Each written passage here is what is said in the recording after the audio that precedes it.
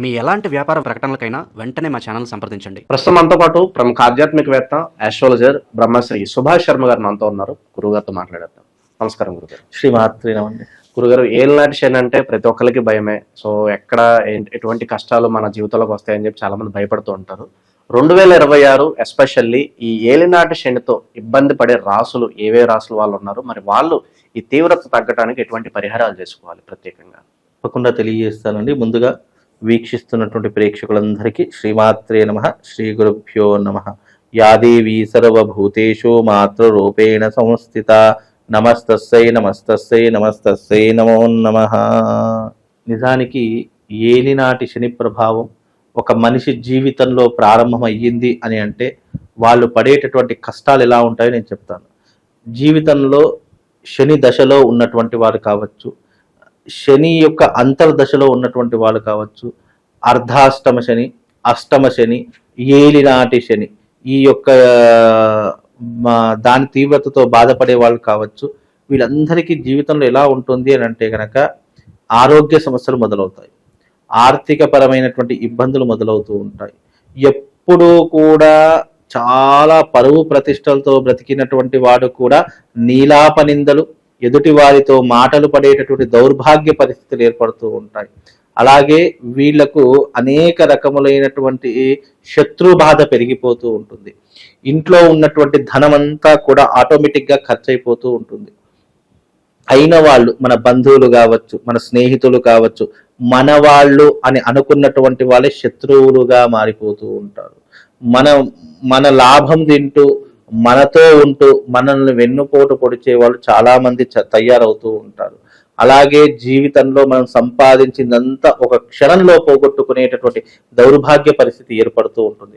ఎన్నో లాభాల్లో ఉన్న మనము నష్టాల్లోకి కూరుకుపోయేటటువంటి పరిస్థితులు, ఇన్ని రకాలైనటువంటి సమస్యలు ఈ యొక్క శని యొక్క తీవ్రతతో ఏర్పడుతూ ఉంటూ ఉంటాయి.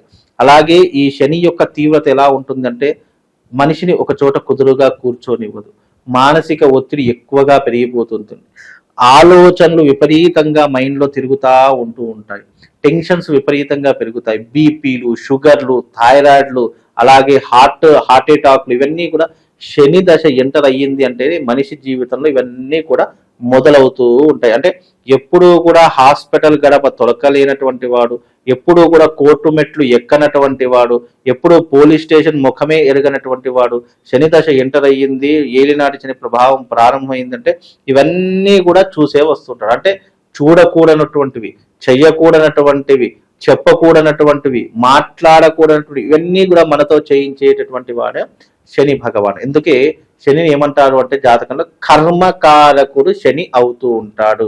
మన కర్మని అనుభవించేలా చేసేటటువంటి వాడు శని. అందుకే శని యొక్క తీవ్రత మన జీవితంలో ఎక్కువయ్యింది అని అంటే కనుక తప్పకుండా శనికి సంబంధించినటువంటి క్రతువులు చేసుకోవాల్సినటువంటి పరిస్థితి ఏర్పడుతూ ఉంటుంది. అయితే ఈ 2026లో శని ప్రభావంతో బాధపడేటటువంటి వాళ్ళు మొట్టమొదటిగా సింహరాశి వారు. సింహరాశి వారికి అష్టమ శని నడుస్తూ ఉంది కాబట్టి సింహరాశి వారికి ఈ అష్టమ శని ప్రభావం అనేటటువంటిది ఏర్పడుతుంది. కాబట్టి సింహరాశి వారు కాస్త ఇబ్బందులు పడుతూ ఉంటారు. ఏలినాటి శని అంత తీవ్రత అయితే ఉండదు అంటారు. ఏలినాటి శని తీవ్రత అంతా ఉండదండి. ఏలినాటి శని ప్రభావం 7.5 ఏలినాటి శని. ఏలినాటి శని అంటే మనకి ఏమవుతుంది, 7.5 సంవత్సరాల పాటు ఉంటుంది. దీన్ని 7.5 శని అని అంటారు. 7.5 అంటే మరాఠీలో 7.5 అని అర్థం.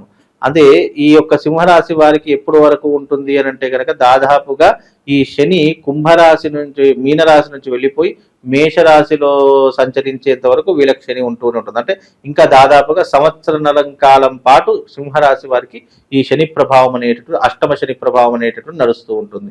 అలాగే ఈ యొక్క అర్ధాష్టమ శని ధనస్సు రాశి వారికి, ధనుస్సు రాశి వారికి చూసుకుంటే కనుక వీళ్ళకి అర్ధాష్టమ శని, వీళ్ళ రాశి నుంచి 4వ స్థానంలో శని సంచరిస్తుంది. అర్ధాష్టమ శని ప్రభావం వీళ్ళకి కూడా నడుస్తూ ఉంటుంది. సింహరాశి వారికి అష్టమ శని, ధనుసు రాశి వారికి అర్ధాష్టమ శని, కుంభ, మీన, మేష ఈ 3 రాశుల వారికి, కుంభరాశి వారికి దాదాపు ఇంకా సంవత్సరన్నర కాలం పాటు శని ప్రభావము, మీన రాశి వారికి 7.5 సంవత్సర కాలం శని ప్రభావము, అలాగే ఈ యొక్క మేషరాశి వారికి కూడా 7.5 సంవత్సరాల కాలం పాటు శని ప్రభావం అనేటటువంటిది నడుస్తుంది. కాబట్టి ఈ శని ప్రభావం యొక్క తగ్గుదల కావాలి, శని ప్రభావం నుంచి మనం పూర్తిగా బయట పడిపోవాలి, శని యొక్క దోషం వల్ల మనము ఎలాంటి ఇబ్బందులు పడకుండా ఉండడానికి తిలహోమ తంత్రము కానీ, లేదా క్షేత్ర దర్శనం కానీ, లేదా శనికి సంబంధించినటువంటి మూల బీజాక్షర మంత్రం కానీ, ఇలాంటివి చదువుకోవడం ద్వారా కొంతవరకు ఉపశమనం కలుగుతుంది. అయితే ఈ యొక్క ఏలినాటి శని ప్రభావంతో ఎవరైతే తీవ్రంగా ఇబ్బందులు పడుతున్నారో అలాంటి వారికి క్షేత్ర దర్శనము, కామాఖ్య అమ్మవారి యొక్క క్షేత్ర దర్శనానికి నేను వెళుతున్నాను, నాతో పాటుగా వచ్చే అవకాశం ఉంటే గనక ఏ రాశుల వారు చెప్తాను. సింహరాశి వారు, ధనస్సు రాశి వారు, కుంభరాశి వారు, మీన రాశి వారు, మేష రాశి వారు, ఈ 5 రాశుల వారు తప్పకుండా కామాఖ్య అమ్మవారి యొక్క క్షేత్ర దర్శనం చేసుకోవడానికి రావాల్సిందే.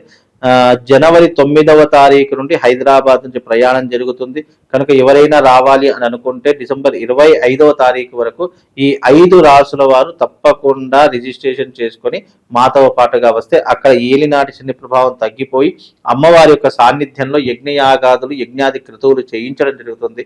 కాబట్టి అమ్మవారి సాన్నిధ్యంలో ఈ రకమైనటువంటి క్రతువులు చేశామంటే కర్మ ఫలితాన్ని పూర్తిగా తొలగించేటటువంటి ప్రయత్నం అమ్మవారు చూసుకుంటుంది. అంటే ఫర్దర్ గా ఏ కష్టం రాకుండా, ఏ నష్టం రాకుండా ఆ తల్లి మనల్ని తప్పకుండా రక్షించేటటువంటి దేవతగా విరాజిల్లుతుంది కామాఖ్య క్షేత్రం. అలాగే మీరు ఏదైనా మంత్రం చదువుకోవాలి, శనికి సంబంధించిన మంత్రం చదువుకోవాలి అంటే నవగ్రహాలలో సంబంధించినటువంటి నీలాంజన సమాభాసం అనేటటువంటి మంత్రం చదువుకో. నీలాంజన సమాభాసం రవిపుత్రమేమాగ్రం ఛాయామార్తాండ సంభూతం తం నమామి శరైశ్చరం అనేటటువంటి మంత్రాన్ని చదువుకునేటటువంటి ప్రయత్నం చేస్తే తప్పకుండా శనిగ్రహ దోషాలు కొద్దిగా తగ్గుముఖం పడతాయి.